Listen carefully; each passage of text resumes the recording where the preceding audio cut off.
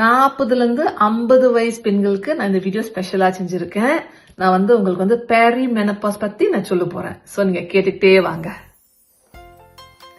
பேரி மெனப்பாஸ்னு கேள்விப்பட்டிருக்கீங்களா?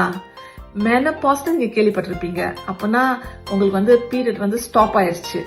ஆனா பேரி மெனப்பாஸ் மெனப்பாஸ்க்கு முன்னாடி வர ஸ்டேஜ். பெண்களுக்கு 40லேருந்து 50 வயசு வரைக்கும் அவங்க இந்த ஸ்டேஜ்ல இருப்பாங்க. ஒரு முக்கியமான ஹார்மோன் ஈஸ்ட்ரோஜன். ஆக்சுவலி இந்த ஹார்மோன் ஒரு மேஜிக்கான ஹார்மோன். பெண்களுக்கு நம்மளுக்கு நிறைய ப்ரொடெக்ஷன் கொடுக்குது. ஆனா 40 வயசுக்கு மேல ஆயிடுச்சுன்னா நம்மளுக்கு இந்த ஹார்மோன் லெவல் குறைஞ்சிட்டே வரும் நம்ம உடம்புல. அதனால நம்மளுக்கு ஹார்மோன் குறைஞ்சிக்கிட்டே வரனால சில மாற்றங்கள் வரும்.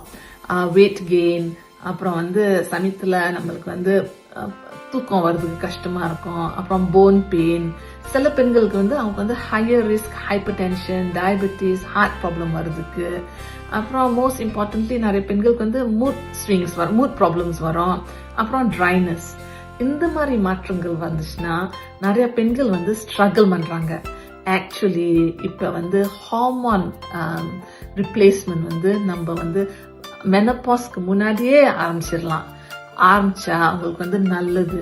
போன் ப்ரொடெக்ஷன், ஹார்ட் ப்ரொடெக்ஷன், அப்புறம் இந்த மாதிரி பெனிஃபிட்ஸ் உங்களுக்கு இருக்கும்.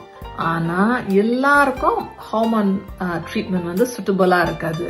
உங்களுக்கு இந்த மாதிரி மாற்றங்கள் கஷ்டமா இருந்துச்சுன்னா உங்களுக்கு இந்த வயசு 40லேருந்து 50 வயசுல நீங்க இருந்தீங்கன்னா கண்டிப்பா டாக்டர் பக்கா கைனிய பாருங்க.